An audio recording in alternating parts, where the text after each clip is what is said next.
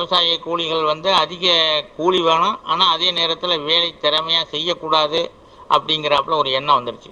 அப்போ இயந்திரம்ங்கிறது நம்ம நாட்டில் ஒரு சிறு சிறு துண்டுகளான நிலங்களாக இருக்கிறதுனால இயந்திரமாக சங்கடம் இருக்குது. அப்போ தான் அந்த ஊரில் ஒரு சமுதாய இது வேண்டி இருக்கு. எல்லாரும் ஒரே நேரத்தில் நட்டு ஒரே நேரத்தில் அறுவடை பண்ணினோம்னா அப்போ இயந்திரம் ஒரே மாதிரியான, ஏன்னா அடுத்தவங்க வயலில் உள்ள நுழைய முடியாமல் அறுவடை செய்ய முடியாது. அவங்க ஒருத்தருக்கு ஒருத்தர் விட்டு கொடுக்குற மனப்பான்மை இருக்கணும், ஒரே நேரத்தில் நடனம் ஒரே நேரத்தில் அறுக்கணுங்கிற போது தான் இயந்திரமயமாக்குறதுலாம் நமக்கு உள்ளுக்குள்ளே புகுத்த முடியும். அதை விவசாய கூலிகள் எதிர்ப்பு தெரிவிக்கல. ஆனால் அதே நேரத்தில் எதிர்ப்பு தெரிவிக்கலைன்னா கூட நம்ம எல்லோரோடையும் கூடி வாழ வேண்டி இருக்கிறதுனால, அவங்களுக்கும் வேலை வாய்ப்பும் அவங்களுக்கும் உணவும் கொடுக்க வேண்டி இருக்கிறதுனால அவங்களையும் நம்ம அனுசரித்து தான் இயந்திரமயமாக்குதலுக்கு போக வேண்டிய சூழ்நிலை இருக்கு. இது சுந்தரம் அவர்களின் கருத்து. உண்மை என்னவென்றால் தமிழகத்தில் பல கிராமங்கள் காலியாகி கொண்டிருக்கின்றன. கிராமங்களில் உள்ள இளைய தலைமுறையினர் விவசாய கூலி தொழில் இனி நமக்கு வேண்டாம் என்று கிராமங்களை விட்டே சென்று கொண்டிருக்கிறார்கள். கிராமங்களில் ஒரு குறிப்பிட்ட சாரார் வெளியேறுவதால் கிராமங்களினுடைய அடிப்படை தன்மையே இன்றைக்கு மாறிக்கொண்டிருக்கிறது. விவசாயிகள் நிலங்களை விற்கிறார்கள். பல இடங்களில் நிலங்கள் மக்கள் குடியிருப்புகளாக மாறுகின்றன. இல்லையெனில் உணவு பயிர்களுக்கு பதிலாக பல்லாயிரக்கணக்கான ஏக்கர் நஞ்சை நிலங்கள் தென்னந்தோப்புகளாகவும் பாக்கு தோப்புகளாகவும் மாறிக்கொண்டிருக்கின்றன. இது ஒருபுறம் இருந்தாலும் பல்லாயிரக்கணக்கான விவசாய தொழிலாளர்கள் வேலை தேடி நகர்ப்புறங்களுக்கு வருவதால் அங்கு ஏற்படும் சமூக மாற்றங்கள் என்ன விளக்குகிறார் தமிழ்நாடு திட்டக்குழுவின் உறுப்பினரும் பொருளாதார நிபுணருமான சீனிவாசன். இந்த போக்கை எப்படியாவது நிறுத்தி ஆகணும். ஏன்னா இதனுடைய விளைவுகள் மனித தன்மையை குலைத்து விடும். ஏனெனில் இப்போ விவசாயிகள் தங்களுடைய, குறிப்பாக விவசாய கூலிகள், சிறு விவசாயிகள் தொடர்ச்சியாக விவசாயத்தை நம்பி இருக்க முடியாத ஒரு சூழல் ஏற்பட்டு அவர்கள் கிராமத்தை விட்டு நகரங்களுக்கு இடம்பெயர்கின்றனர். இதனால் நகர்ப்புறங்களில் அத்தியாவசியமான சேவைகளே முறிந்து விடுகிறது. இப்போ நகர்ப்புறங்களில் ஏழைகளுக்கான பள்ளிக்கூடங்கள் குறைந்து கொண்டே வருகின்றன. அதே போல் சுகாதார நிலையங்கள் எல்லாம் போதுமான அளவுக்கு இல்லை. கழிவு நீர் திட்டங்கள் மிக மோசமாகி கொண்டே போகின்றன. ஏன்னா ஜனத்தொகை அதிகமாக நெரிசல்கள் அதிகமாகும் பொழுது ஸ்லம்ஸ் அதிகமாகுது. இப்படி நகர்ப்புறம் சார்ந்த எல்லா விதமான செயல்பாடுகளும் பணிகளும் முடங்கி போகக்கூடிய ஒரு சூழல் உருவாகிறது. இது இடம்பெயர்வதனால் ஏற்படக்கூடிய உடனடியான சில பிரச்சனைகள்.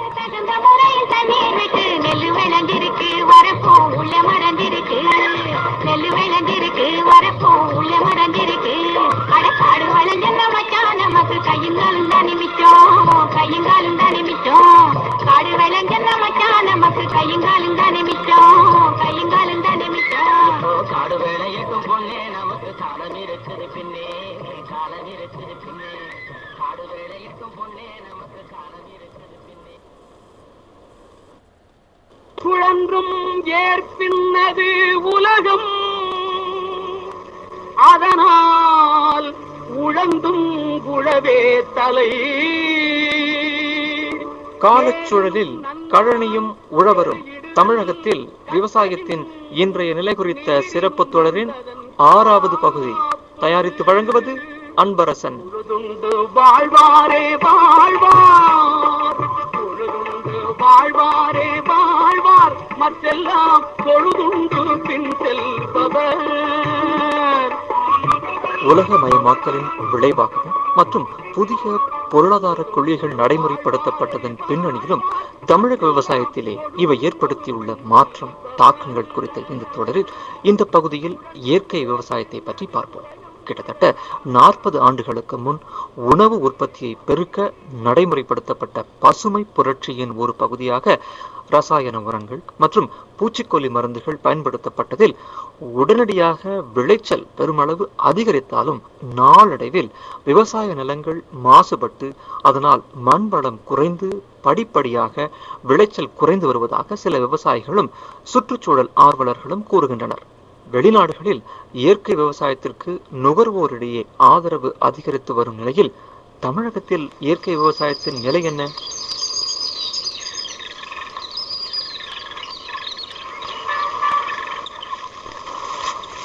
இதுவும் ட்ரெடிஷ்னலாக தாங்க பண்ணுறோம்.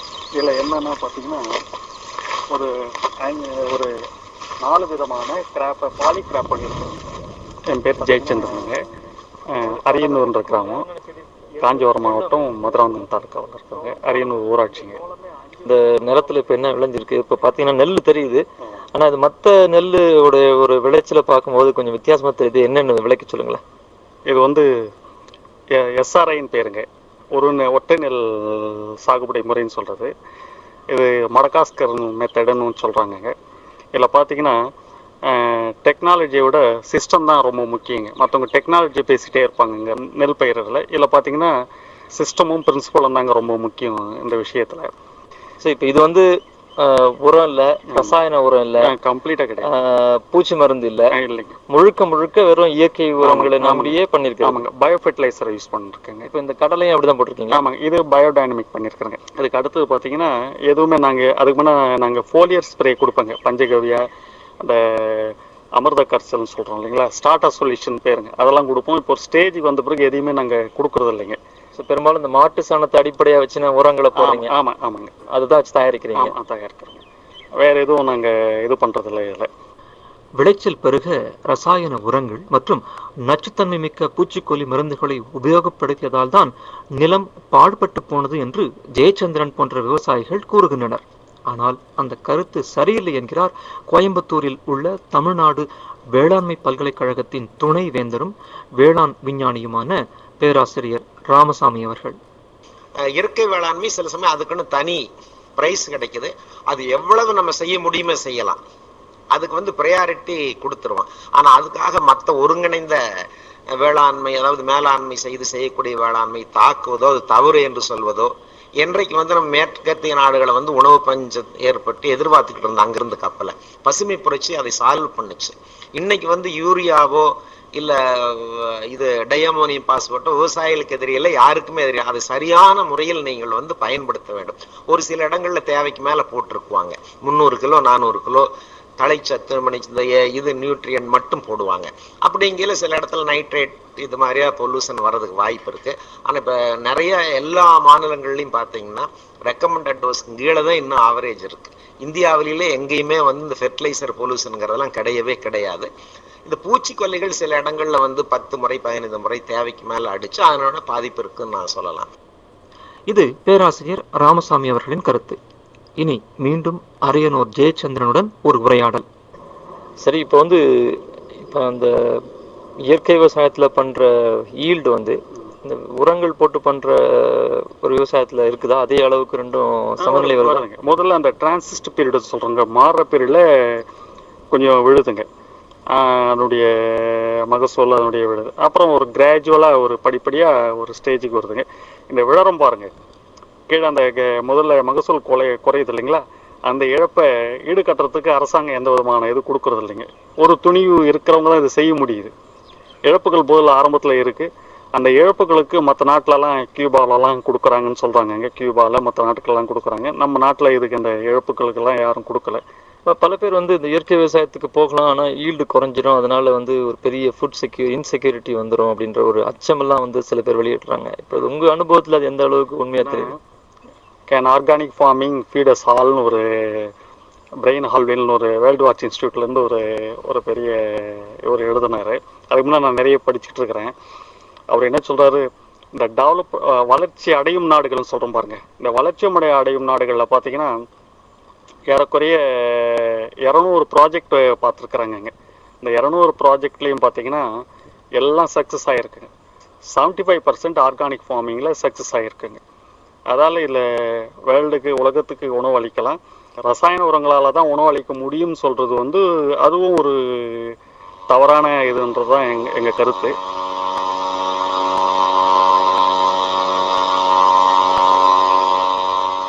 இயற்கை விவசாயத்தினை ஜெயச்சந்திரன் சிறப்பாக செய்தாலும் அவருடைய நிலத்திற்கு அருகே வேறொரு நிலத்தில் வழமை போல ரசாயன பூச்சிக்கொல்லி மருந்தினை இயந்திரத்தின் மூலமாக அடித்துக் கொண்டிருக்கிறார் ஒருவர். சரி, அரியானூரில் மற்ற விவசாயிகள் இயற்கை விவசாயத்தை பற்றி என்ன நினைக்கிறார்கள்? இல்லைங்க, யாருமே பண்ணலைங்க. ஏன்னா இதை ஒத்துக்கிறாங்க. அதை வர்றதுக்கு தயக்கங்க. ஏன்னா ஈல்டு லாஸ் வந்துடும் அப்படின்ற ஒரு பெரிய மகசூல் குறைஞ்சிடும்ன்ற ஒரு இது. அந்த இழப்பை யார் கொடுக்கறது, இவர் கொடுப்பாரா, சொல்றவர் கொடுப்பாரான்ற ஒரு எண்ணம் அவங்க மனசுல இருக்கு, சொல்றதுல மனசுல இருக்கு. இப்போ நீங்கள் வந்து தயாரிக்கிற இந்த இயற்கை விவசாயத்தின் மூலமாக தயாரிக்கிற பொருட்களுக்கு சந்தை இருக்குதா? இதுக்கான ஒரு தேவைகள் வந்து நகர்ப்புறங்கள் இருக்குதா? நகர்ப்புறங்களில் நிறைய இதை பற்றி உணர்ந்துருக்குறாங்க. ஆனால் இதை சந்தைப்படுத்துகிறப்போ எங்களுக்கு நிறைய சிரமங்கள் இருந்துகிட்டே இருக்குது. காரணம், இங்கே ஒன்று அங்கே ஒன்று பண்ணிக்கிட்டே இருக்கிறோம் நாங்கள். ரெண்டாவது பார்த்திங்கன்னா, இதை யார் எடுத்துகிட்டு போய் அதை அந்த நுகர்வோர்கிட்ட கொடுக்கறது அப்படின்ற ஒரு பெரிய பிரச்சனை இருக்குது. முதல்ல பார்த்திங்கன்னா, விவசாயம் பண்ணுறவங்க அந்த இடத்த விட்டு வெளியே வர முடியாது. அப்படி இருக்கிறப்போ நான் டெய்லி நகர்ப்புறத்துக்கு வந்து அந்த பொருளை நான் இயற்கையில் உற்பத்தி பண்ண பொருளை விற்கிறதுன்றப்போ கொஞ்சம் சிரமங்கள் நிறைய இருந்துகிட்டே இருக்குது. ஆனால் நகர்ப்புறத்தில் அந்த நுகர்வோர்கள் இடத்துல இது மேலே நிறைய வரவேற்பு இருக்குது. ஆனால் எங்களால் அதை சந்தைப்படுத்துறதுல பல கஷ்டங்கள் இருந்துட்டு. என்னங்க கோதுமையா? ஆமாம் சார், இது கோதுமை. இது கோதுமை சம்பா கோதுமையா? இது தஞ்சாவூரில் இயற்கை விவசாய பொருட்களை விற்கின்ற ஒரு கடை. கோதுமை மாவு என்ன நீங்களா அரைச்சதா? ஆமாம், இது வந்து ஆர்கானிக் கோதுமையை வாங்கி அந்த ஸ்லோ ஸ்பீடு இதில் வந்து இதை நடத்துகின்ற வி சித்தர் இயற்கை விவசாயி மட்டுமல்லாமல் விளைபொருட்களை விற்கும் கடை ஒன்றையும் அவரே நடத்தி வருகிறார். இந்த இயற்கை விவசாய பொருட்களை நுகர்வோர், அதாவது இந்த கடைக்கு வந்து செல்வோர், வந்து வாங்குவோர் எப்படி பார்க்கிறார்கள் விளக்குகிறார் சித்தர். ஆர்கானிக்னா என்ன நினைக்கிறாங்க நிறைய பேர்னா, உரம், பூச்சி மருந்து, that means fertilisers, pesticide, fungicide, herbicide, weedicide, இந்த மாதிரியான விஷயங்களை தவிர்த்துட்டு விளைய வைக்கிறதுக்கு பேர் தான் ஆர்கானிக்னு நினைக்கிறாங்க. ஆனால் அது முழுமை இல்லை. அதை நான் என்னுடைய கஸ்டமர்ஸ்டையும் இங்கே வரக்கூடிய வாடிக்கையாளர் மற்றும் உற்பத்தியாளர்களுக்கு சொல்கிறோம். அப்போ ஆர்கானிக்ங்கிறது என்ன, எங்கே ஆரம்பிக்குதுன்னா விதையில் ஆரம்பிக்குது. It's begins with seed. அந்த விதை வந்து நேட்டிவ் சீட், இண்டிஜினஸ் வெரைட்டியாக இருக்கணும். அதுக்கப்புறம் பேக்கேஜ் ஆஃப் ப்ராக்டிஸ்ன்னு சொல்லக்கூடியது, பயிரை வளர்க்கக்கூடியது இயல்பு நிலையில் வைல்டாக அதை எப்படி வளர்க்க முடியும் அப்படிங்கிறத பார்க்குறோம். அடுத்தது போஸ்ட் ஹார்வெஸ்ட் டெக்னிக்ஸ்ன்னு சொல்லக்கூடிய அறுவடைக்கு பின் எளிமையான ரொம்ப சிம்பிள் டெக்னாலஜி என்னென்னலாம் பாரம்பரியத்தில் இருந்துச்சோ, ட்ரெடிஷனில், அதை எடுத்து செய்கிறப்ப அந்த ப்ராசஸில் அந்த இயற்கை தந்த எந்த சத்தும் போயிடாமலும் பாரம்பரிய விதையில் இருக்கிறது எல்லாமே உள்ளடக்கி ரசாயனங்கள் சேர்ந்து விடாமல் முழுமையாக இருக்கிறப்ப இந்த தியரி, இந்த ஃபிலாசபியை நான் வந்து எக்ஸ்பிளைன் பண்ணி சொல்கிறப்ப அவங்க வியப்போடு கேட்டுக்கிறாங்க. அப்போ ஒன்ஸ் வந்து ஒரே ஒரு முறை தான் எனது நுகர்வோர்கிட்ட நான் விற்கிறதுக்கு பாடுபடுவேன். அப்போ ஒன்ஸ் அவங்க யூஸ் பண்ணிட்டாங்கன்னா கண்டிப்பாக செகண்ட் டைம் வர்றாங்க. இது வரைக்கும் எனக்கு அதில் ஃபெயிலியர்ஸே கிடையாது. ஆக மேலை நாடுகளில் உள்ளதை போலல்லாமல் இயற்கை விவசாய பொருட்கள் குறித்த விழிப்புணர்வு இந்தியாவில், குறிப்பாக தமிழகத்தில் பெருமளவிற்கு இல்லை என்றாலும் சிறிய அளவில் ஆங்காங்கே விவசாயிகள் மத்தியில் இது குறித்த விவாதம் நடைபெற்று கொண்டுதான் இருக்கிறது. இயற்கை விவசாயம் நன்மை தரக்கூடியது என்று விவசாயிகள், விஞ்ஞானிகள் மற்றும் நுகர்வோர் மத்தியில் கொள்கை அளவில் ஒரு ஒருமித்த கருத்து இருந்தாலும் ஒட்டுமொத்தமாக விவசாயிகள் அனைவரும் எவ்வாறு தற்போதைய விவசாய முறையிலிருந்து மாறுவது என்பது குறித்து பல்வேறு கருத்துக்கள் இருந்து வருகின்றன. எது தங்களுக்கு உகந்தது என தெரியாமலும் இயற்கை விவசாய முறைக்கு மாறினால் வரும் நட்டத்தை எப்படி எதிர்கொள்வது என்று புரியாமலும் இருக்கிறார்கள் தமிழக விவசாயிகள். உழுதுண்டு வாழ்வாரே வாழ்வார், உழுதுண்டு வாழ்வாரே வாழ்வார், மற்றெல்லாம் பொழுதுண்டு பின் செல்பவர்.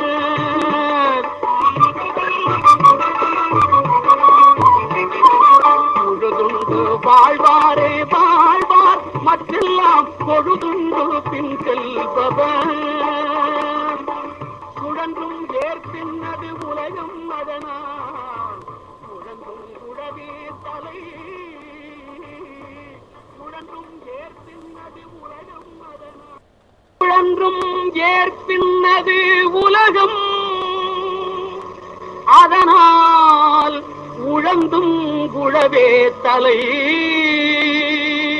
காலச்சூழலில் கழனியும் உழவரும் தமிழகத்தில் விவசாயத்தின் இன்றைய நிலை குறித்த சிறப்பு தொடரின் 7வது பகுதி தயாரித்து வழங்குவது அன்பரசன். உழுதுண்டு வாழ்வாரே வாழ்வார், உழுதுண்டு வாழ்வாரே வாழ்வார், மற்றெல்லாம் பொழுதுண்டு பின் செல்பவர்.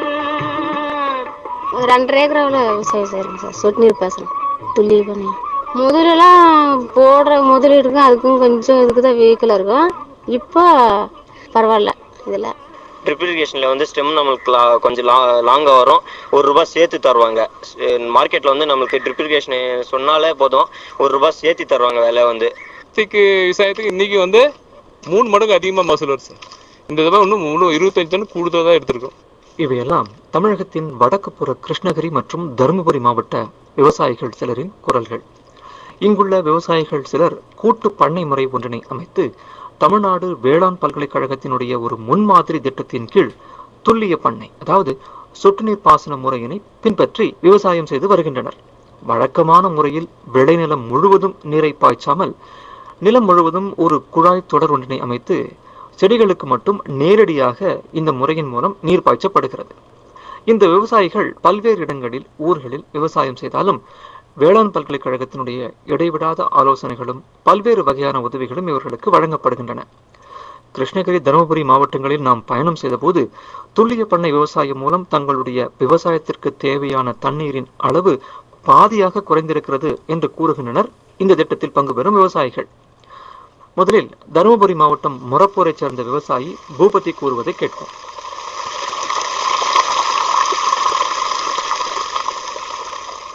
இது வந்து ஸ்கீம் வந்து 3 வருஷம் ஸ்கீம் சார். மொத்த வந்து ஒன்று பார்த்தீங்கன்னா இது ஒரு பைலட் ஸ்கீம் சார். இது மெயின் பார்த்தீங்கன்னா வாட்டர் சேவிங், ப்ரொடியூஸ் நல்ல இதாக வருது அந்த தான் சார். இப்போ நீங்கள் வந்து முதல்ல விவசாயம் பண்ணதுக்கும் இப்போ இந்த ட்ரிப் இரிகேஷனில் விவசாயம் பண்ணுறதுக்கும் என்ன வித்தியாசம்? ஃபஸ்ட்டு வந்து ஃப்ளட் இரிகேஷனில் பார்த்தீங்கன்னா தண்ணீர் விரயம் அதிகம் சார். இப்போ பார்த்தீங்கன்னா 50%, மோர் தென் 50% வாட்டர் இது வந்து சேவ் பண்ணுறோம் சார். ரெண்டாவது பார்த்தீங்கன்னா இப்போ லேபர் ப்ராப்ளம் நிறைய இருக்குது. மெயின்டெனன்ஸ் நமக்கு ஈஸியாக இருக்குது. ஒரு ஏக்கருக்கு தண்ணி பாய்க்கிறதுக்கு ஒரு ஆளுக்கு இது பண்ணி அவளுக்கு ₹100 கூலி கொடுத்து இது பண்ணிட்டுருக்கணும். பட் இதில் அப்படி இல்லை சார். காலையில் ஜஸ்ட் வாக்கிங் போகிற மாதிரி சப்மெயின்ஸ் அதெல்லாம் ஓப்பன் பண்ணி விட்டு நம்ம இரிகேஷனுக்கு வந்து ரொம்ப சிம்பிள் இது சார். இப்போது இந்த ஒரு 150 விவசாயிகள் ஒன்றா இணைஞ்சு இப்போ நீங்கள் வந்திருக்கிறதா சொல்கிறீங்க. இதில் என்னென்னலாம் அனுகூலங்கள் இருக்குது? 150 பேர் சேர்ந்து ஒரு இது பண்ணுறதுனால சார், இப்போ கிளஸ்டர் வைஸ் அந்த கிளஸ்டரில் ஒரு குறிப்பிட்ட பயிரை தேர்ந்தெடுத்து பண்ணுறோம். இப்போ ஒரு நல்லம்பள்ளின்னு எடுத்திங்கன்னா அங்கே ஒரு 20 விவசாயியில் மேஜர் கிராப் பார்த்தீங்கன்னா அட்லீஸ்ட் ஒரு யூனிட்டில் பாதியாவது டொமேட்டோ. அந்த மாதிரி சேர்ந்து பண்ணும்போது இப்போ எங்கள் ப்ரொடியூஸும் வந்து குவாலிட்டி ப்ரொடியூஸ். ரீசன் என்னென்னு பார்த்தீங்கன்னா எல்லாமே லேட்டஸ்ட் டெக்னாலஜி என்ன இருக்குது, எப்படி பண்ணணும் எல்லாமே வந்து யூனிவர்சிட்டியோட பேக்கப் இருக்கிறதுனால அதை வந்து நீட்டாக ப்ரொடியூஸ் பக்காவாக கொண்டு வந்துடுறோம் சார். ஆஃப்டர் ப்ரொடியூஸ் வந்து நாங்கள் இதுக்கு போகிறோம் பார்த்தீங்களா, மார்க்கெட்டுக்கு போகிறோம் பார்த்தீங்களா, அதுதான் எல்லா விவசாயம் ஏமாந்துடுறது. அதுக்குமே வந்து யூனிவர்சிட்டி கூப்பிட்டு போயிட்டு சரியான ஒரு மார்க்கெட்டை இது பண்ணி எங்கே டிமாண்ட் இருக்குது என்னன்ட்டு முதல்ல அவங்ககிட்ட டிஸ்கஸ் பண்ணிவிட்டு பண்ணுறோம். இப்போ நாங்கள் ஒரு 150 பேர்த்தில் ஒரு ப்ரொடியூசர் கையில் வச்சுட்டு நாங்கள் அவங்ககிட்ட போகும்போது ப்ரைஸ் டிக்டேட் பண்ணுறது கிட்டத்தட்ட நாங்கன்ற மாதிரி ஆகிடுதுங்க சார். அந்த இது எங்கள் கைக்கு வந்துடுது. ஸோ அதனால் வந்து எங்களுக்கு திருப்தியான ரேட் வந்தால் உங்களுக்கு இல்லை இன்னொரு மார்க்கெட்டு பார்க்குறோம். இது மொரப்பூர் விவசாயி பூபதியின் கருத்து. ஒருபுறம் அரசு மானியம், மற்றொரு புறம் 3 வருடங்களுக்கு விவசாய நிபுணர்களின் ஆலோசனை, பல்வேறு உதவிகள் இருப்பதால் இந்த துல்லிய பண்ணை திட்டம் நன்கு செயல்பட்டு வருவதாக கூறப்படுகிறது. அரசாங்க பல்கலைக்கழக உதவிகள் முடிந்த பின் தான் இந்த திட்டம் எந்த அளவிற்கு வெற்றியடைய போகிறது, இதை எந்த அளவிற்கு விவசாயிகள் பின்பற்ற போகிறார்கள் என்பதும் தெரிய வரும். இப்படிப்பட்ட கருத்துக்கள் இருந்த பொழுதும் துல்லிய பண்ணை திட்டத்தால் தன் வாழ்க்கை முறையே மாறிவிட்டது, தனக்கு தன்னம்பிக்கை பிறந்துள்ளதாக கூறுகிறார் தருமபுரி மாவட்டம் ஜருகு என்கின்ற கிராமத்தைச் சேர்ந்த விவசாயி மகேந்திரன். ஜருகு கிராமத்தில் தக்காளி தோட்டத்தில் பணியாற்றி கொண்டிருந்த மகேந்திரனுடன் ஒரு உரையாடல்.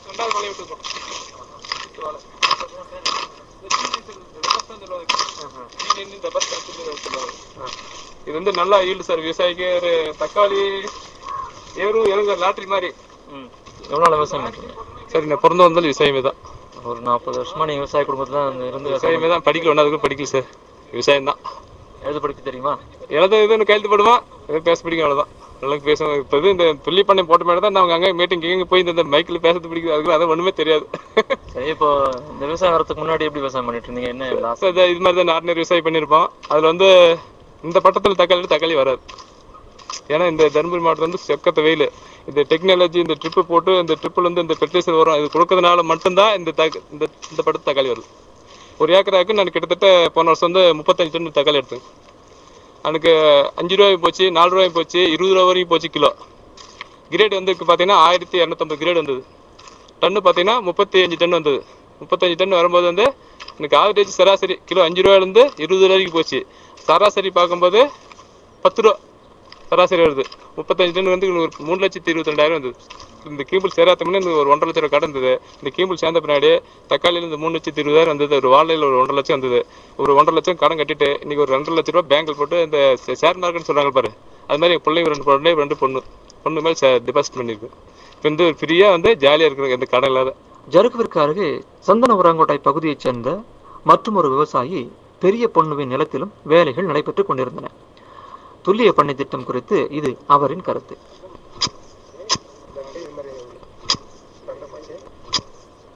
முதலெல்லாம் போடுற முதலீடுக்கும் அதுக்கும் கொஞ்சம் இதுக்கு தான் வெஹிக்கிள் இருக்கும். இப்போ பரவாயில்ல. இதில் அது தண்ணி பாய்க்கணும், கூலி ஆளுங்களுக்கு ரொம்ப கஷ்டம். அதனால அது கஷ்டமாக இருக்குது சார். இப்போ வந்து உங்களை மாதிரி விவசாயிகளுக்கு வந்து என்ன பிரச்சனை? எங்களுக்கு மாதிரி பிரச்சனை எதுன்னா கூலி ஆளுங்க தான் ரொம்ப பிரச்சனை. ஆளே கிடைக்கிறதில்ல. அதனால இது எங்களுக்கு எவ்வளோ நல்லா இருக்குது. இப்போ இந்த மாதிரி துல்லிய முறை பாசனம் போயிட்டீங்கன்னா அதுக்கு வந்து கூலி ஆட்கள் குறைவாக தேவைப்படுறாங்க. ஆமாங்க சார், கூலி ஆள் கம்மி.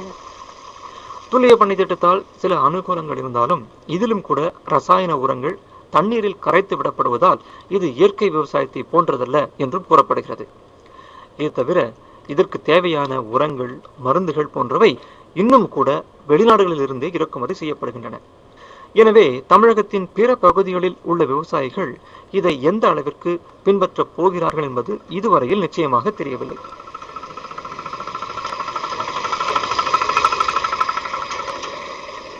கிருஷ்ணகிரி மாவட்டம் ஒசூருக்கு அருகில் தமிழக கர்நாடக எல்லையிலும் ஒரு சில கிராமங்களில் இந்த திட்டத்தின் கீழ் பல்வேறு மலர்கள், வண்ண வண்ண அலங்கார பூக்கள் பயிரிடப்படுகின்றன. இது குறித்து விளக்குகிறார் தமிழ்நாடு வேளாண் பல்கலைக்கழகத்தின் துல்லிய பண்ணை திட்டத்தில் ஒரு ஆய்வாளராக பணியாற்றும் ரமேஷ்குமார்.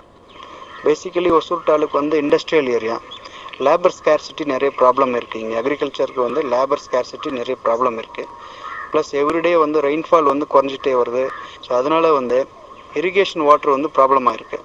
ஸோ ஆல்டர்னேட்டிவ் மெஷர்ஸ் வந்து சிம்பிளாக வந்து அக்ரிகல்ச்சர் பண்ணணும், ப்ளஸ் நிறைய ப்ராஃபிட் வரணும் அப்படிங்கிற ஒரு கான்செப்டில் வந்து ப்ரிசிஷன் ஃபார்மிங் ப்ராஜெக்ட் வந்து இந்த ஹொசூர் பேட்டில் பண்ணிகிட்ருக்குறோம். இந்த ஏரியாவில் வந்து ரைட் நோ 150 ஹெக்டர்ஸ் வந்து கம்ப்ளீட் பண்ணிட்டோம். இந்த தேர்ட் இயர் ஆஃப் தி ப்ராஜெக்டில் வந்து 50 ஹெக்டர்ஸ் வந்து இப்போ பண்ணிகிட்ருக்குறோம். கிராப்ஸ் அப்படின்னு பார்த்தா வந்து கிட்டத்தட்ட ஒரு 25 கிராப்ஸ் வந்து கவர் பண்ணியிருக்கிறோம். Starting from tomato, cabbage, cauliflower, beans. Then among flowers, golden dot, limonium, chrysanthemum, China aster. Then in fruits we have covered banana. Krishnagiri மாவட்டம் ஒசூருக்கு அருகே சாரகப்பள்ளி என்ற கிராமத்தில் அலங்கார பூக்களை பயிரிட்டு வரும் பிரசாந்த் குமார் கூறுவதை கேட்போம். சார், நான் வந்து ஒரு ஏக்கராவில் வந்து டச் ரோஸ் போட்டிருக்கேன். அது வந்து இவங்க தமிழ்நாடு துல்லிய பண்ணத்தில் வந்து ஏங்க எப்போவுமே காய்கறி போட்டுட்டு இருக்கீங்க, ஒரு ஏக்கரில் வந்து ஃப்ளவர் போடலான்னாரு. சரி அது பார்ப்போன்னுட்டு ஒரு ஏக்கரில் டச் ரோஸ் போட்டோம். நட்டு 2 months ஸ்டார்டிங் ஆகும் சார் பஞ்சு அறுக்கிறதுக்கு. ஒரு பஞ்ச் வந்து 16 ரூபா, ஒரு பஞ்சுக்கு 20 ஸ்டெம் போடணும் சார். ஆர்டினரியாக நம்ம தண்ணி கட்டுறது இது பார்த்தா நமக்கு வந்து ஸ்டெம்மை வந்து குறையும். ட்ரிப் இரிகேஷனில் வந்து ஸ்டெம் நம்மளுக்கு கொஞ்சம் லாங்காக வரும். 1 ரூபா சேர்த்து தருவாங்க. மார்க்கெட்டில் வந்து நம்மளுக்கு ட்ரிப் இரிகேஷன் சொன்னாலே போதும் 1 ரூபா சேர்த்து தருவாங்க விலை வந்து. ஸோ தொடர்ந்து விவசாயம் தான் பண்ண போகிறீங்க? ஆமாம் சார். ஸோ விவசாயம் வந்து உங்களுக்கு ப்ராஃபிட்டாகவே இருக்குது சார். நமக்கு வந்து ஒரு மாதத்துக்கு வந்து டெய்லி வந்து 100 பன்ஸ் இது ரோஸில் வந்து கிடைக்குது சார். Daily 100 buns sir. 16 ரூபா ஃபிக்ஸட் ரேட்டு கோயம்புத்தூரில் போட்டுட்டு இருக்குது. இப்போ நம்மளுக்கு வந்து 48,000 ரூபா கிடைக்குது. அதில் வந்து செலவு 18,000 ரூபா இல்லைனா 15,000 ரூபா செலவு போகுது. மீதி நம்மளுக்கு வந்து 30,000 ரூபா கிடைக்குது சார் மாதத்துக்கு 30,000 ரூபா. ஒரு நாளுக்கு 1000 ரூபா ப்ராஃபிட் இருக்குது சார். இதில் ஏங்க சார் பண்ணக்கூடாது விவசாயம்? ஆக இந்த திட்டத்தின் மூலமாக விளையும் பொருட்கள் தரமாக இருப்பதாலும் வழக்கமான விளைச்சலை விட இது அதிகமாக இருப்பதாலும் தங்களுக்கு பல அனுகூலங்கள் என்கின்றனர் இந்த திட்டத்திலே பங்கு பெறும் விவசாயிகள். இந்த திட்டம் வெற்றிகரமாக இயங்கினால் உலக வர்த்தகத்திலும் தாங்கள் இறங்கலாம், உலகத்தரம் வாய்ந்த விவசாய பொருட்களை உற்பத்தி செய்யலாம் என்பது இங்குள்ள சில விவசாயிகளின் கருத்து. தவிர தற்பொழுது சில்லறை வணிகத்திலே ஈடுபட்டுள்ள ரிலையன்ஸ், வால்மார்ட் போன்ற பெரிய நிறுவனங்களுக்கும் தாங்கள் தொடர்ந்து தங்களது விளைபொருட்களை அனுப்ப முடியும் என்கின்றனர் விவசாயிகள். துல்லிய பண்ணை திட்டம் குறித்து நம்பிக்கைகள், எதிர்பார்ப்புகள் அதிகம் இருந்தாலும் நீண்ட காலத்தில் இதன் பயன்கள் எப்படி இருக்கும், விளைவுகள் எப்படி இருக்கும் என்பது குறித்து இப்பொழுதைக்கு கூறுவது கடினமே. கடவுள் என்னும் முதலாளி கண்டெடுத்த தொழிலாளி விவசாயி விவசாயி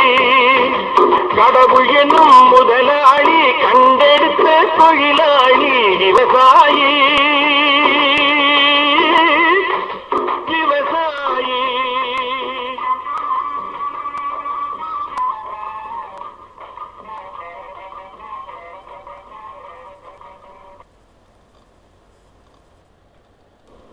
குழன்றும் ஏற்பின்னது உலகம், அதனால் உழந்தும் குழவே தலை. காலச்சூழலில் கழனியும் உழவரும் தமிழகத்தில் விவசாயத்தின் இன்றைய நிலை குறித்த சிறப்பு தொடரின் 8வது பகுதி. தயாரித்து வழங்குவது அன்பரசன். உழுதுண்டு வாழ்வாரே வாழ்வார், உழுதுண்டு வாழ்வாரே வாழ்வார், மற்றெல்லாம் பொழுதுண்டு பின் செல்பவர். தமிழகத்தில் விவசாயத்தில் ஏற்பட்டு வரும் மாற்றங்கள், விவசாய தொழிலாளர் கிடைக்காததால் உண்டாகியுள்ள நெருக்கடி, விளைபொருளுக்கு போதுமான விலை கிடைக்காத நிலை போன்ற விவசாயிகள் எதிர்கொள்ளும் நெருக்கடிகள் குறித்து இந்த தொடரின் முந்தைய பகுதிகளில் பார்த்தோம். ஆனால் தமிழகத்தில் விவசாயிகள் அனைவரின் குரலும் இதுதானா? வெறும் அவலம்தானா? தற்போதைய காலகட்டத்தில் விவசாயத்தில் லாபம் என்பதே இல்லையா என்ன? இதை கண்டறிய நாம் இதே போன்ற பிரச்சனைகளை எதிர்கொள்ளும் கோயம்புத்தூர் மாவட்டத்தில் சென்று பார்த்த பொழுது மாறி வரும் நிலைமைகளுக்கு ஏற்ப எப்படி தங்களை மாற்றிக்கொண்டு விவசாயம் செய்து வருகிறார்கள் என்பது தெரிய வந்தது. விவசாய நடைமுறைகளில் மாற்றங்கள், விளைச்சலை பெருக்குவதில் புது முயற்சிகள் மற்றும் விவசாய பொருட்களுக்கு மதிப்பு கூட்டி ஒரு வர்த்தகராகவும் மாறும் தன்மை, தன்னம்பிக்கை போன்றவை இங்குள்ள சில விவசாயிகளிடையே காண முடிந்தது. ஒரு சில ஆர்வமிக்க விவசாயிகள் எப்படி தங்களுடைய விளைபொருட்களுக்கு மதிப்பு கூட்டி விற்கிறார்கள் என்பதை விளக்குகிறார் வளரும் விவசாய தமிழகம் என்கின்ற விவசாய பத்திரிகையின் கோயம்புத்தூர் மாவட்ட செய்தியாளர் திருநாவுக்கரசு. இதை வேல்யூ அடிஷன் பண்ணணும்னா மதிப்பு கூட்டி விற்றால் விவசாயிகளுக்கு ஒரு பெரிய பயனுள்ளதாக இருக்கும். இப்போ இதை பாருங்க, பழ வகைகள், தக்காளியிலேருந்து இந்த வாழைப்பழத்துலேருந்து இதெல்லாம் ஏன் அடிக்க போகிறது அப்படிங்கிறதுனால அவங்க இதனால் ரொம்ப சஃபர் ஆகுறாங்க. இப்போ இந்த மதிப்பு கூட்டு இது வாழையில தான் இப்போ வந்திருக்குங்க. இதே மாதிரி கிரேப்ஸ், இன்னைக்கு இந்த தொண்டாமுத்தூர் பகுதிகளில் பெரிய லெவலில் திராட்சை பயிரிடுறாங்க. அந்த திராட்சையும் விவசாயிகள் மதிப்பு கூட்டி இன்னைக்கு மார்க்கெட்டில் விற்க ஆரம்பிச்சிட்டாங்க. இப்போ அது மாத்திரம் ஏன் இந்த மாதிரி இப்படி விற்றால் விவசாயிகள் இன்னைக்கு சர்வே பண்ண முடியும். முதலில் வாழைக்கு எப்படி மதிப்பு கூட்டி விற்கப்படுகிறது என்பதை தெரிந்து கொள்ள கோயம்புத்தூர் அருகே தொண்டாமுத்தூர் பகுதியில் ஒரு வாழைத்தோப்பிற்கு சென்றோம். அங்கே வாழை அறுவடைக்கு பின் மும்முரமாக வாழை மரங்களை வெட்டி கொண்டிருந்தார்கள்.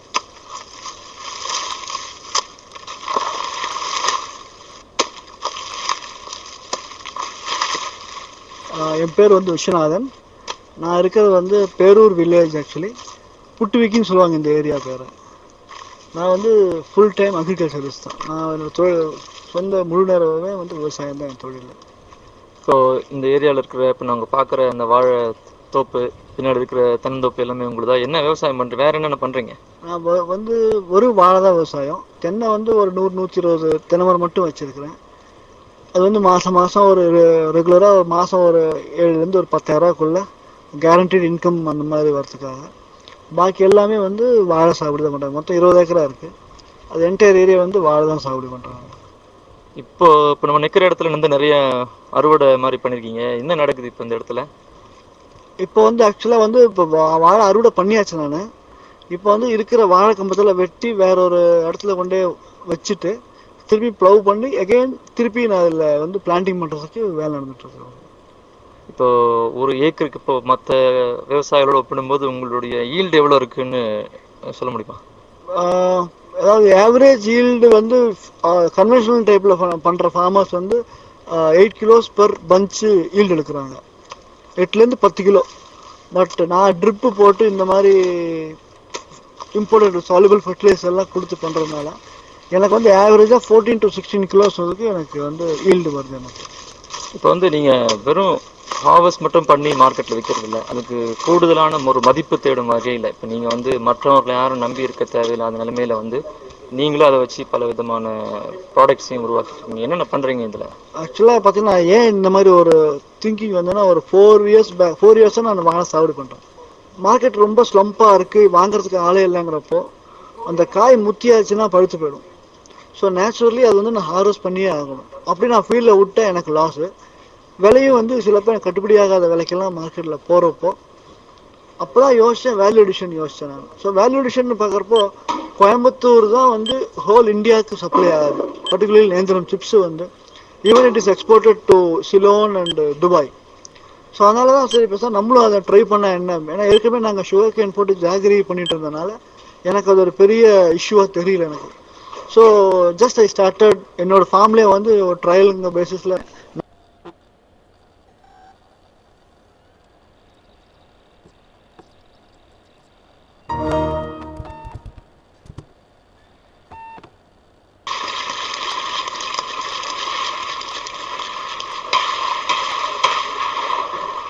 இந்த சிப்ஸ் எடுத்து எண்ணெய் எடுத்துட்டு அதுக்கப்புறம் அதில் சால்ட் போடுறீங்க.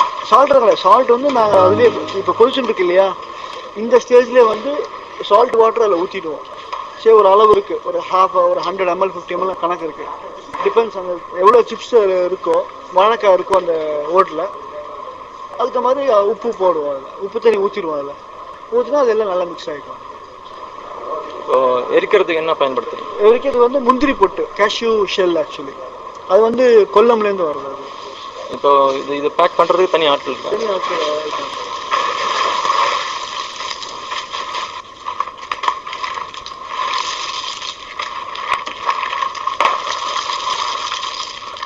இங்கே என்ன பண்ணுறாங்க? பேக்கிங் இங்கே தான் வந்து பேக்கிங் பண்ணுறோம். அதாவது 1 kg ஒவ்வொரு கிலோவாக பேக் பண்ணி இந்த மாதிரி பாக்ஸஸ். இப்போ 12 கிலோ பாக்ஸ் வந்து கேட்பாங்க மெட்ராஸுக்கு. ஸோ 12 கிலோ பாக்ஸ் பண்ணுவோம். இதே சில ஊருக்குலாம் கிருஷ்ணகிரி 50 கிலோ பாக்ஸ் வந்து கேட்பாங்க.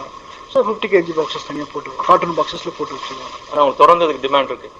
ரவுண்ட் இயர் பயங்கர ஹெக்டிக் பையிங் இருக்குது. ஆனால் வேர்ல்டு ஃபுல்லாக போகிறது இப்போ. அதனால் இப்போ வந்து அதான் வாழைக்காயாக இருந்தால் அதுக்கு மதிப்பு இல்லைங்கிறனால தான் நான் இந்த மாதிரி பிளான் பண்ணேன். ஸோ இது வந்து அப்படி மார்க்கெட்டில் விலை கம்மியாச்சு அப்படின்னு ஃபீல் பண்ணால் கூட நான் ஈஸியாக ரீட்டைன் பண்ணிக்கலாம். நான் கவலையப்பட வேண்டியதில்லை. ஜஸ்ட் ஒரு மாதம்னாலும் நான் வீட்டில் இங்கே குடோன்லேயே ஸ்டாக் பண்ணிக்கலாம். பட் பனானா நான் பண்ண முடியாது. இப்போ சிப்ஸ் தவிர ஜாம் இல்லை இது மாதிரியான மற்ற பிற ப்ராடக்ட்ஸ் ஏதாவது செய்கிறதுக்கான? ஆக்சுவலி நான் வந்து இப்போது நேற்று தான் இன்ஃபேக்ட் இதை பிளான் பண்ணேன். வாழைப்பழம் ஹல்வா பண்ணுறதுக்கு பிளான் பண்ணிட்டு இருக்கேன் ஆக்சுவலி நான். ஸோ அப்போ உங்களுக்கு வந்து ஒரு விவசாயன்றது ஒரு லாபகரமான ஒரு தொழிலாக இருக்குது. 100%. அதில் வந்து சந்தேகமே இல்லை. அந்த விவசாயத்தை விவசாயமாக ஒரு ரியல் இண்டஸ்ட்ரியாக இல்லை ஒரு கமர்ஷியலாக ஒரு நல்ல ஒரு இதோட பண்ணால் 100% த பெஸ்ட் ப்ரொஃபஷன் என்ன பொறுத்தவரைக்கும் விவசாயம். வெறும் வாழை விவசாயம் மட்டும் செய்தால் போதாது, லாபமீட்ட முடியாது.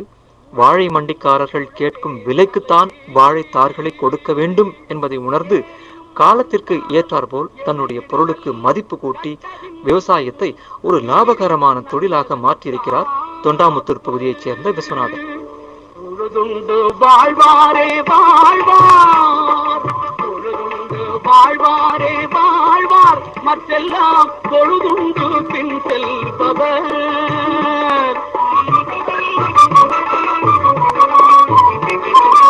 உழுதுண்டு வாழ்வாரே வாழ்வார், மற்றெல்லாம் தொழுதுண்டு பின் செல்பவர். சுழன்றும் ஏற்பின்னது உலகம் அதனால் சுழன்றும் குழவே தலை சுழன்றும் ஏற்பி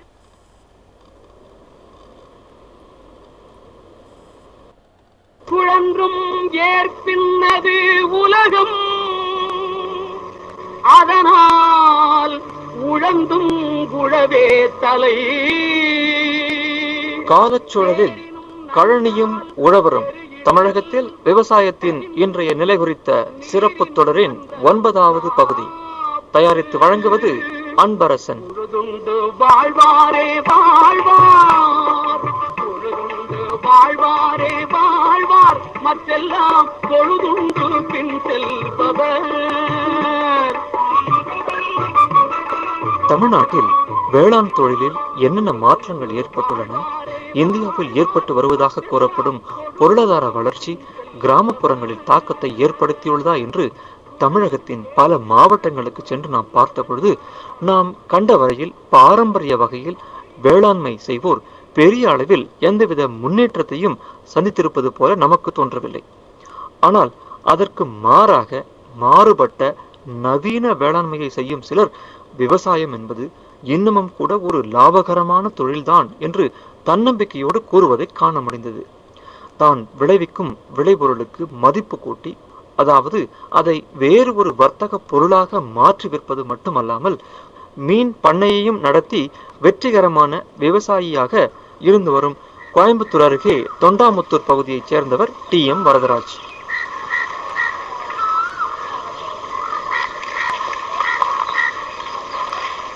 என்னுடைய பேர் TM வரதராஜ். என்னுடைய கிராமத்தின் பெயர் தீனம்பாளையம். இது வந்து தொண்டாமுத்தூர் வட்டாரத்திலிருந்து இருக்குது. கோயம்புத்தூர்லேருந்து சுமார் 15 கிலோமீட்டர் தூரத்தில் அமைந்துள்ளது. இங்கே தற்போது நான் ஒரு 10 ஏக்கரா தான் விவசாயம் பண்ணுறேன். அதில் 5 ஏக்கரால் வந்து இயற்கை விளை வேளாண்மையில் திராட்சை சாகுபடி பண்ணுறேன். ஒரு 5 ஏக்கரால் வந்து மீன் பண்ணை வைத்திருக்கிறேன். இந்த 5 ஏக்கரா திராட்சை சாகுபடியில் வந்து இயற்கை விளை வேளாண்மையில் நான் ஈடுபட்டு இந்த கடந்த 3 வருடங்களாக முதல்ல ஒரு வருஷம் வந்து பழமாக விற்று பார்த்தேன். பழமாக விற்றா யாருக்கு எனக்கு கட்டுப்படியாக்கோட ப்ரைஸ் கிடைக்கல.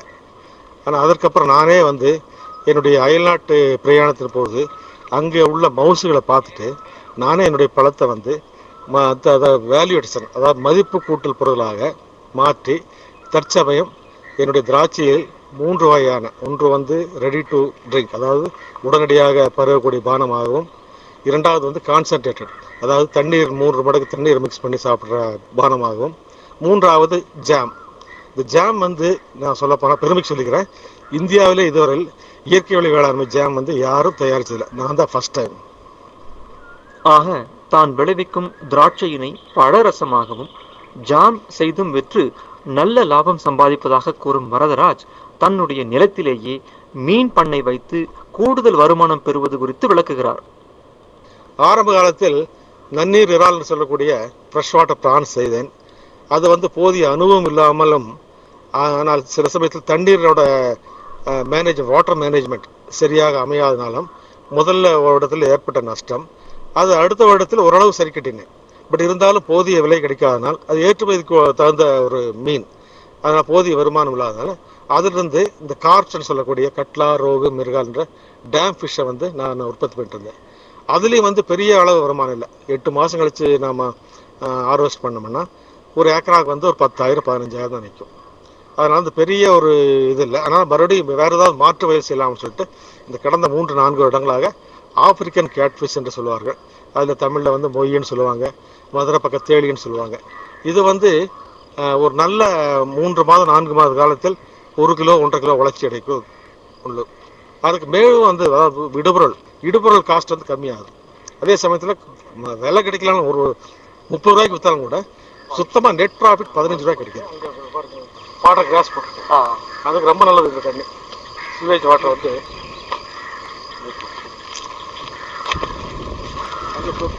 நீங்க எங்க இருக்கணுமோ நம்ம ஃபார்ம், இதாவது சித்திரை சாவடி சேனல்ல இதனுடைய மீன் பண்ணையில் இருக்கிறோம். ஸோ இப்போ இங்கே என்ன பண்ணிட்டு இருக்காங்க இப்போ 4 பேர்? இப்போ இது அதான் சொன்னேன், மீனுக்கு வந்து இதுக்கு ஃபீடு வந்து கோயம்புத்தூர் தினமும் அதனுடைய கோழி பண்ணை வேஸ்ட்டுகள் மீன் வேஸ்ட்டுகள் கொண்டு வரான்னு சொல்கிறேன்ல, அதை வந்து வேக்காடு நல்லா வேக வைத்து அந்த ஃபீல்டு ஏதாவது குற்றம் குறை இருந்தாலும் கூட, அதாவது நோய் எதாவது இருந்தாலும் கூட இந்த வேக வைக்கும்போது அதில் பூரா அதை களைந்து மீனுக்கு போட்டிருக்கேன்.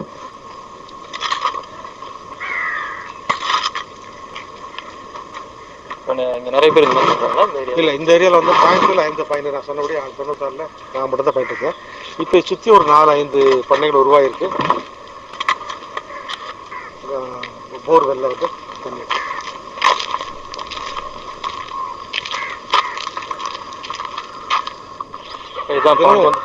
எவ்வளோ ஏரியாவில் நீர் இருக்கு? வந்து 5 ஏக்கரா. அது ஒரு பாண்டு, இது ஒரு பாண்டு. மொத்தம் வந்து 5 ஏக்கர்ஸில் வாட்டர் ஸ்ப்ரெட் ஏரியாங்கிற தண்ணி நிற்கிற ஏரியா வந்து 4 ஏக்கரா இருக்கு. தண்ணி கீழே சீப்பாய் போயிடாதான்? சீப்பாய் போகும். ஏன்னா இது வந்து கலைக்கிறதுனால தண்ணி சீப்பேஜ்னு சொல்லக்கூடிய அந்த வேஸ்டேஜில் ஒன்று வராது.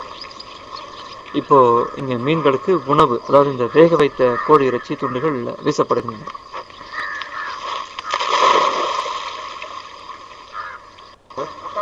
சம்மரில் அதாவது 32 டிகிரிக்கு மேலே இருக்கும்போது வந்து மீன் வளர்ச்சி அதிகமாக இருக்கும். அப்போ வந்து 3 மாதத்துலேயே வந்து 1-1.5 கிலோ வந்து வளர்ச்சி அடைஞ்சிடும். இந்த வின்டர்னு சொல்லக்கூடிய டிசம்பர் ஜனவரி மாதத்தில் வந்து இந்த 3 மாதங்கள் 6 மாதம் ஆகிருக்கும். ஸோ வருஷத்தில் வந்து 2 கிராப் எடுக்கலாம், 2 கல்ச்சர். நீங்கள் ஒரு கிராப் எடுத்திங்கன்னா உங்களுக்கு அதில் காஸ்ட் போக எவ்வளோ ப்ராஃபிட் கிடைக்கும்? அதாவது 30 ரூபாய்க்கு விற்றாலுங்க, 30 ரூபாய் டிரான்ஸ்போர்ட்டு, பிடிக்கிற கோழி இதெல்லாம் வந்து 10 ரூபா ஆயிடும். அப்புறம் வந்து எங்களுக்கு மெயின்டெனன்ஸ் காஸ்ட் வந்து ஒரு 5 ரூபா போயிடும். 30 ரூபாய்க்கு விற்றா எங்களுக்கு நெட் ப்ராஃபிட் வந்து 15 ரூபா கிடைக்கும் கிலோவுக்கு. இப்போ கிலோ விற்கும்போது ஒரு ஏக்கரில் வந்து நல்லபடியாக பண்ணோன்னா ஒரு 5 டன்னு வரல கிடைக்காது வாய்ப்புண்டு. 2 கிராப்பில் வந்து ஒரு 10 டன் வச்சோம்னா ஒரு 1-1.5 லட்சம் ரூபா ப்ராஃபிட் கிடைக்கும்.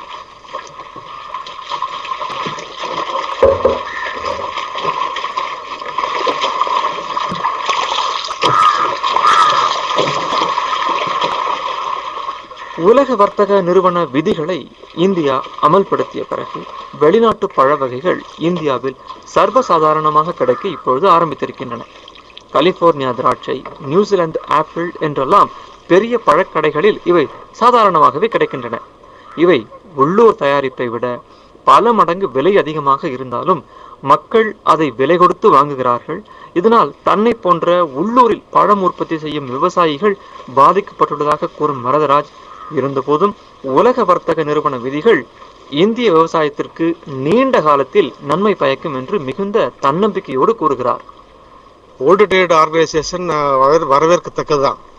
ஏன்னா இந்த உடனடியாக வந்து நம்ம இந்திய மக்களுக்கு வந்து அதனோட தாக்கம் வந்து அதிகமாக இருக்குது. ஏன்னா வெளிநாட்டுக்காரர்கள் வந்து தரமான காய்கறிகள், பழங்கள் எதுவாக இருந்தாலும் தரமாக உற்பத்தி பண்ணுறாங்க. ஆனால் நாம் இன்னும் அந்த நிலைமைக்கு நாம் தள்ளப்படவில்லை. என்னமோ இப்போ விளைக்கிறோம், பண்ணுறோம், கொண்டு போய் விற்கிறோம். அது என்ன விலை கிடைச்சாலும் சரி, அது கிடைச்சா மிச்சம்னு பார்க்குறோம். ஆனால் இந்த கூடிய நாட்களில் அயல்நாட்டு பொருட்கள் நம் நாட்டில் வந்து ஒரு தரமுள்ள பொருட்கள் நமக்கு கிடைக்கும் போது நிச்சயமாக வந்து நாம் விளைவிக்கிற பொருளை நாமளே வந்து அது உபயோகப்படுத்த மாட்டோம். ஸோ இந்த வகையில் பார்த்தா அயல்நாட்டு WTO வந்து உடனடியாக நம்மளுக்கு வந்து இந்த காய்கறி அதாவது விவசாயத்தை பொறுத்தளவு உடனடியாக நம்ம அதை வந்து இம்போஸ் பண்ணாமல் கொஞ்சம் ஒரு 4-5 வருஷம் கழிச்சு பண்ணால் அதற்குள்ளாக வந்து நம்ம மக்களை நாம் தயார்படுத்தணும். ஒரு விழிப்புணர்வு ஏற்படுத்தி நம்ம மக்கள் வந்து உற்பத்தி பண்ணுற எதுவாக இருந்தாலும் சரி, ஆடையாக இருந்தாலும் சரி, காய்கறியாக இருந்தாலும் சரி, எது வந்து தரமாக உற்பத்தி பண்ணுறதுக்கு நம்மளுக்கு ஒரு பயிற்சி அதை அளித்து ஒரு 4-5 வருஷம் வந்து நம்மளை தயார்படுத்திட்டா தான் வந்து நாம் வரும் நாட்களில் WTOவோட எதிர்கொள்ள முடியும்.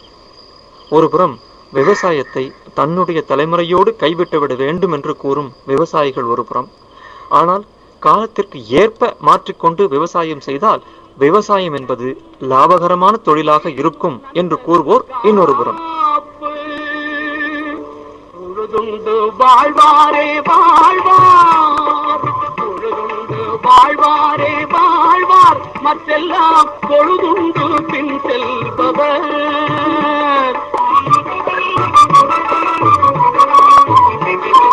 பொழுதுண்டு வாழ்வாரே வாழ்வார், மற்றெல்லாம் பொழுதுண்டு பின் செல்பவர். சுழன்றும் ஏற்பின்னது உலகம் அதனால் உடவே தலை.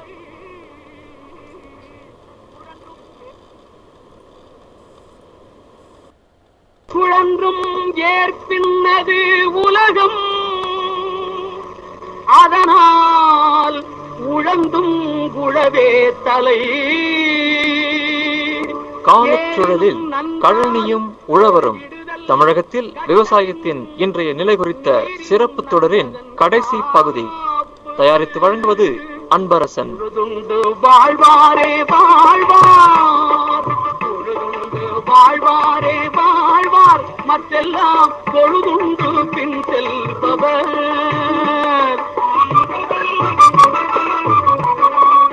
சுழன்றும் ஏற்பின்னது உலகம் என்று வள்ளுவர் பாடினாலும் இன்றிருக்கும் நிலையில் உழவர்கள்தான் மற்றவர் பின் சென்று கொண்டிருக்கிறார்கள் என்று கூறுவோரும் உண்டு. இந்த தொடரின் பல்வேறு பகுதிகளில் தமிழக வேளாண்மையில் ஏற்பட்டு வரும் பல்வேறு மாற்றங்களை, அம்சங்களை பார்த்தோம். தமிழக கிராமப்புறங்களில் மிக அமைதியாக தீவிர தாக்கத்தை ஏற்படுத்தக்கூடிய மாற்றங்கள் ஏற்பட்டு வருகின்றன என்பது இந்த குறுகிய காலத்திற்குள் நாம் கண்டவை. பல குடும்பங்கள் விவசாயத்தை கைவிட்டு மாற்று தொழிலுக்கு சென்று கொண்டிருக்கின்றன.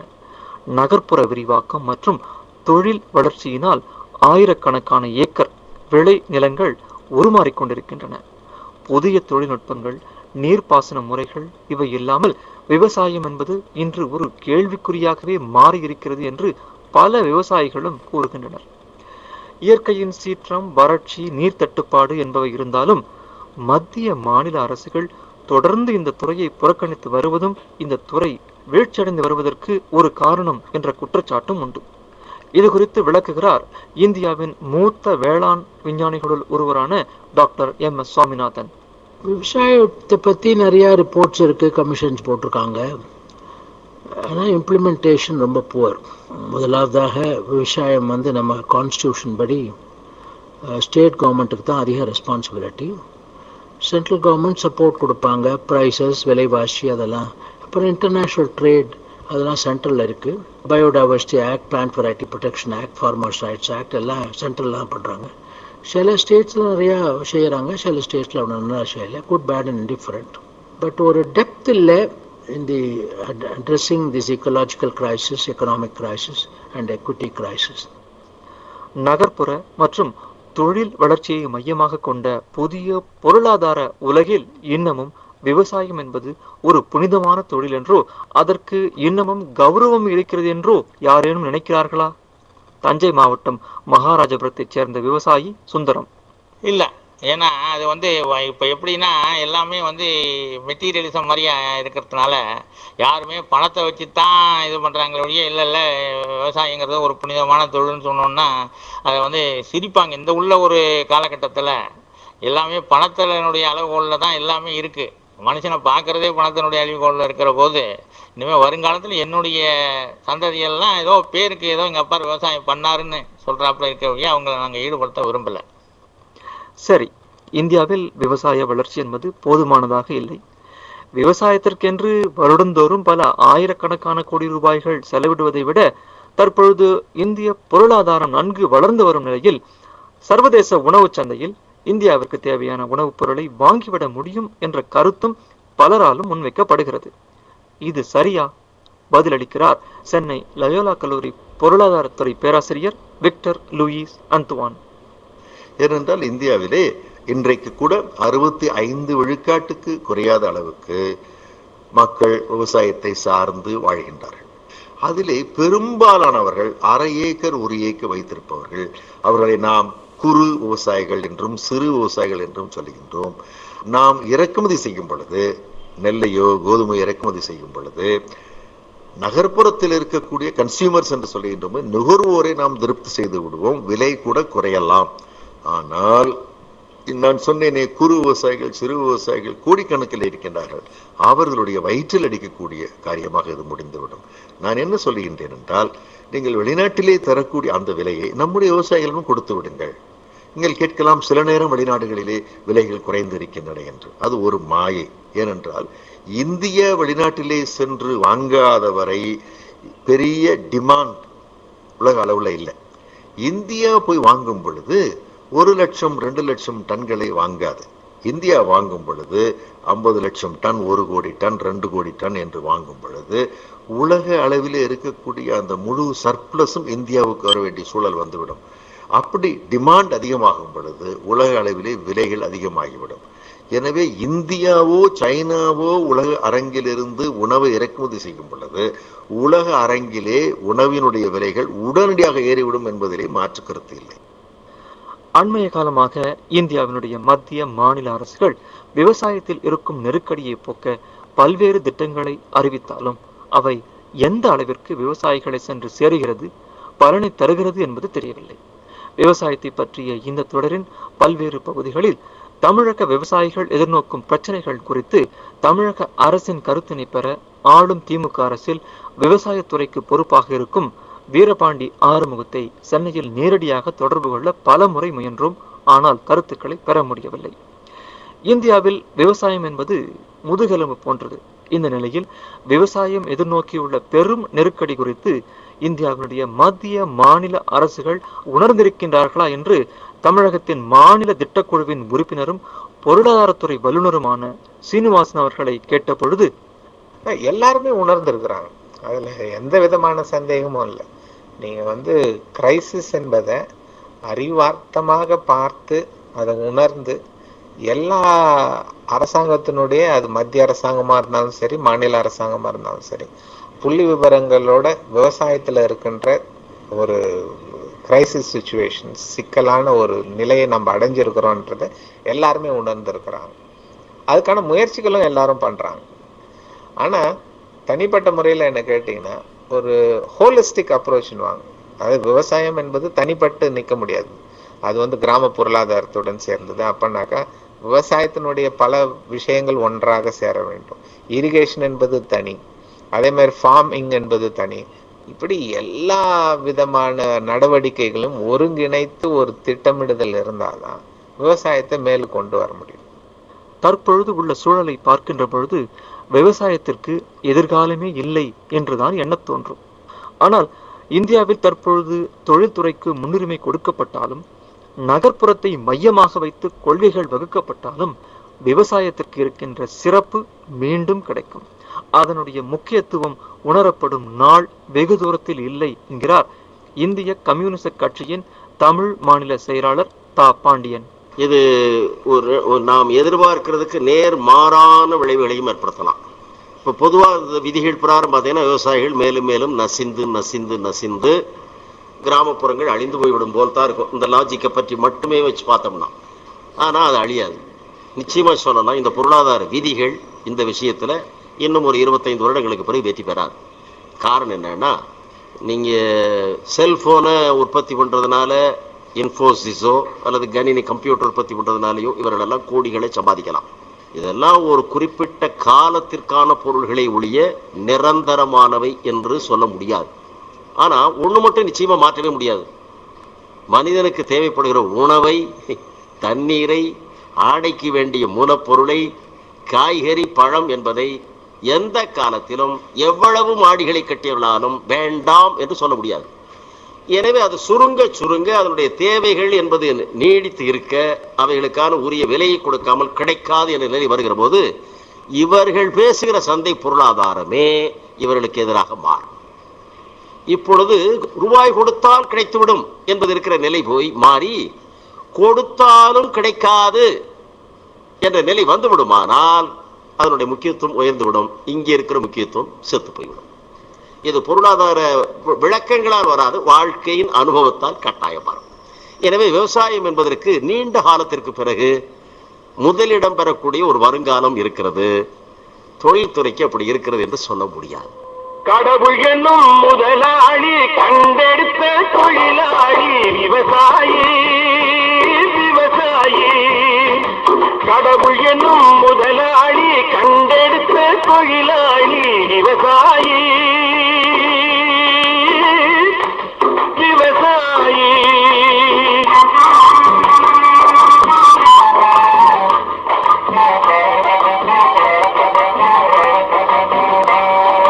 முன்னேற்ற பாதையிலே மனச வைத்து முழு மூச்சாய் அதற்காக தினம் உழைத்து, முன்னேற்ற பாதையிலே மனச வைத்து முழு மூச்சாய் அதற்காக தினம் உழைத்து, மண்ணிலே முத்தெடுத்து பிறர் வாழ, மண்ணிலே முத்தெடுத்து பிறர் வாழ வழங்கும் குணமுடையோன் விவசாயி, விவசாயி.